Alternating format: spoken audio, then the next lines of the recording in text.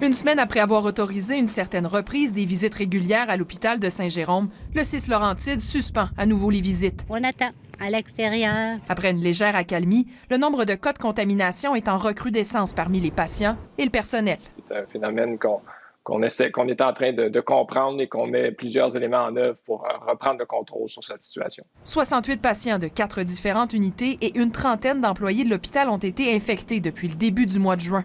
Le CIS admet être préoccupé par cette hausse soudaine. On sait que le virus est toujours présent dans la population, et le relâchement des mesures amène une facilité au niveau probablement de la propagation. Mais là, le rebond est d'autant plus augmenté. Le syndicat des professionnels en soins demande à ce que tous les employés soient dépistés. Évidemment, on voudrait que ça soit un dépistage massif, que tous nos membres aient la sécurité, autant pour elles, pour leur famille propre, pour leur entourage et pour les patients qu'elles vont soigner ici à l'hôpital. C'est plus qu'une possibilité. Il y a des équipes qui sont actuellement à pied d'œuvre pour organiser un dépistage massif et on devrait être en mesure d'annoncer à notre personnel rapidement en début de semaine les moments où ce dépistage va avoir lieu. Cette infirmière avait d'ailleurs un message à lancer à sa sortie de l'hôpital. J'ai l'impression que quand je vais dans les centres d'achat ou quoi que ce soit, les gens ont oublié que le COVID-19 a existé et ne prennent plus les précautions. L'hygiène des mains, c'est encore super important. Le port du masque, c'est encore super important.